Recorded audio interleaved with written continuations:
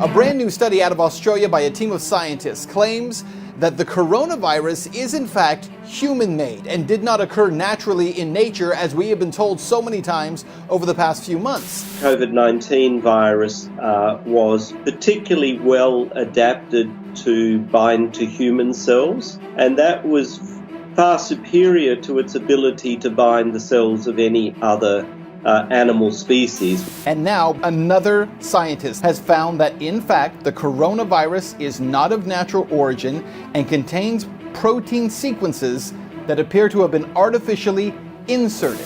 Why do these scientists say this is true? Plus, today, for the very first time, we are going to unearth content from 5 years ago that demonstrated the U.S. government was in fact funding not just research into coronaviruses, but the manipulation of those viruses. And you won't believe the organizations involved in that and how they're connected to the Wuhan lab. We'll break down all the details for you right now.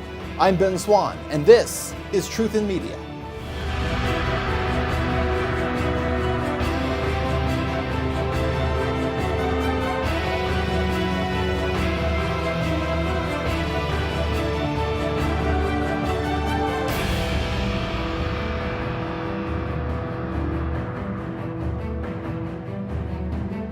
So we're taking a look today at this new study that's about to be released in Australia. 5 scientists there who are actually working on a coronavirus vaccine said they found some very strange things while studying the pathogen. They claim that what they found leads them to believe that there is almost no way that COVID-19, the current coronavirus that the world is dealing with, actually originated in nature and as the result of evolution, as the WHO and people like Dr. Anthony Fauci continually claim.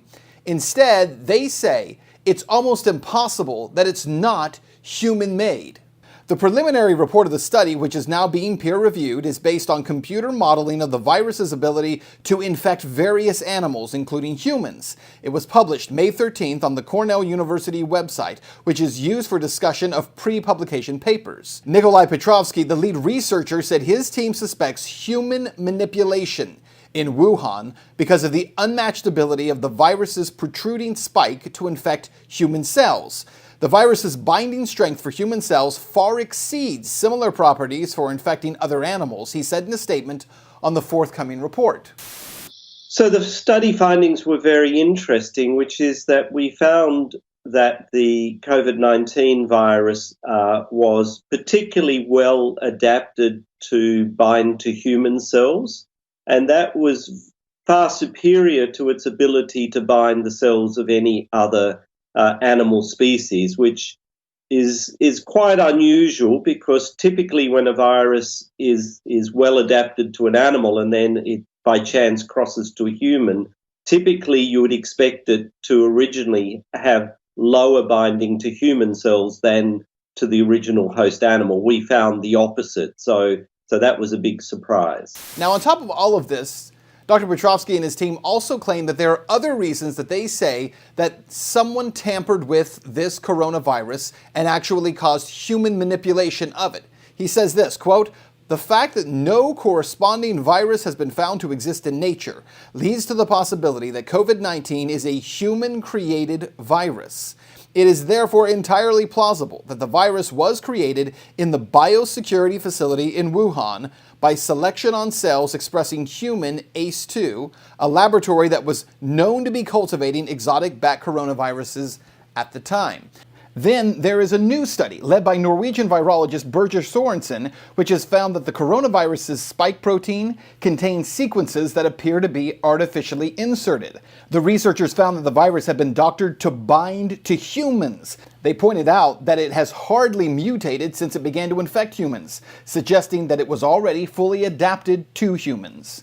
Now, this report alone is pretty interesting, but what's really interesting to me is that several weeks ago, I was sent an article that I've been looking into, and it's an article that wasn't written a couple of days ago, or even in light of the coronavirus pandemic.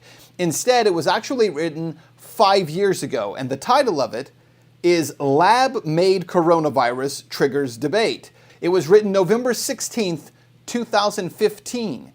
The article references Ralph Barrick, an infectious disease researcher at the University of North Carolina at Chapel Hill, who published a study on his team's efforts to engineer a virus with a surface protein of the SHC-014 coronavirus found in horseshoe bats in China.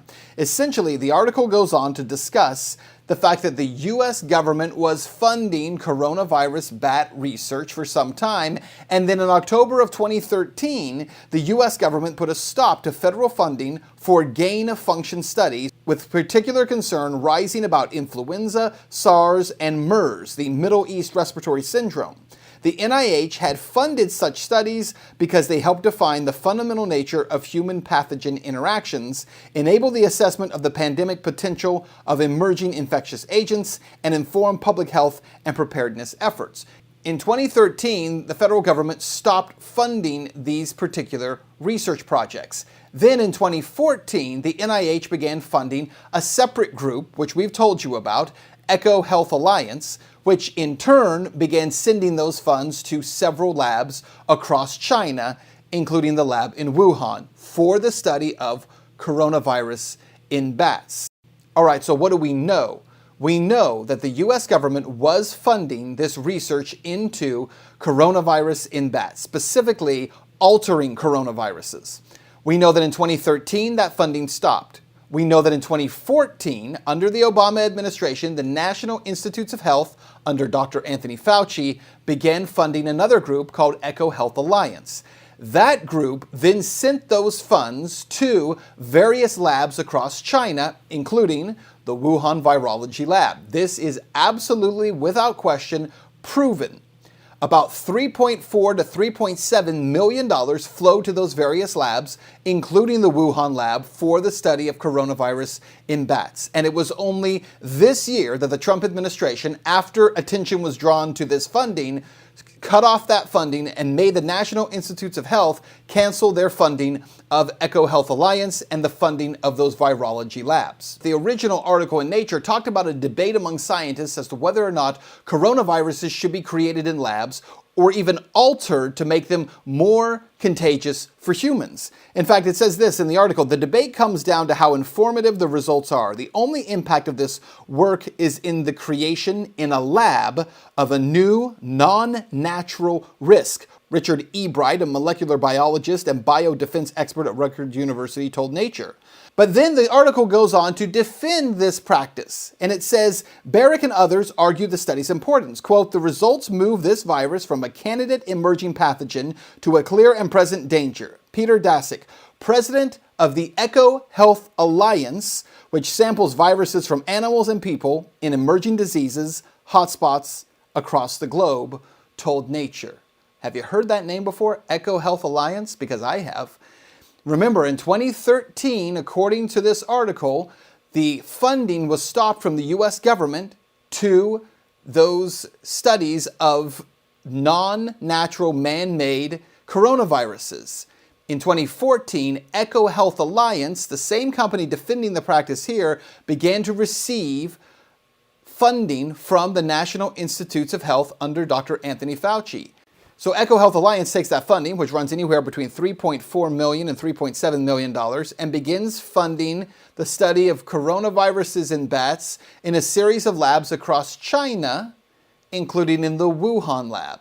Eco Health Alliance, the same company that in this article in 2015 insists that it is of value to create non-natural coronaviruses that can attach to humans. That's what the claim is in the article, and we know that Eco Health Alliance began funding. Now, to be clear, we don't know that Eco Health Alliance was funding the development of non-natural pathogens and non-natural coronaviruses at the Wuhan lab. We don't know the answer to that, but we should know the answer to that. That's where this is leading us, to find out whether or not that is in fact true. Is that in fact what was happening? Because what we don't have answers to, and this is key, is what were our tax dollars used for at those labs? The $3.4 to $3.7 million that the U.S. government passed through Eco Health Alliance, which then passed to those labs, including the Wuhan lab, what specifically was it used for? The documents need to be provided. Members of Congress need to demand to see them. We want to know what it was used for and how it was used. And was the study of non-natural pathogens, was the creation of a non-natural coronavirus part of that research. So the question, coming back to these Australian researchers, if their research actually gets out, really comes down to the big question of whether or not manipulation, human manipulation, took place in order to create a form of coronavirus that would intentionally attach more easily to human cells. If it was to turn out that this virus came about because of an accidental lab release, that would have implications for how we do viral research all in laboratories all around the world, which could make doing research much harder. And so I think the inclination of virus researchers would be to presume that it came from an animal until proven otherwise, because that will have less ramifications for how we're able to do research in the future. Now, having said all that, we don't have the answer. But that's what scientists should be doing right now, is looking for these answers. As a journalist, I can only try to connect dots, but I'm not the scientist. The problem that we're going to run into, even with this report, if you watch it and you share it, is that you're going to hear from so many people on social media and social media companies that say this is misinformation. It's not. It's not misinformation. It is taking a look at what researchers are finding and then following that to its conclusion, whatever it might be. The reality is we might find that these Australian researchers are wrong. We also might find out that these Australian researchers are right. But for those who are in authority in health positions in this country to merely dismiss this as being untrue and misinformation does nothing to really take a look at the reality of what's happening here. It's also important to note this, that if what these scientists are saying is true, it raises an entire other series of questions about what's being researched, what kind of research is being done, how it affects all of our lives, and whether or not there should be accountability in that medical space. Because remember, the National Institutes of Health uses our tax dollars to conduct its research, uses our tax dollars to carry out all the things that they're carrying out right now. So there needs to be accountability for what they've done in the past, what they're doing now, and for what they will do in the future. We'll continue to follow the story, follow it wherever it takes us, because that's what journalists do. We know you'll continue to follow as well. Share this report if you would on social media, and we'll see you again very soon.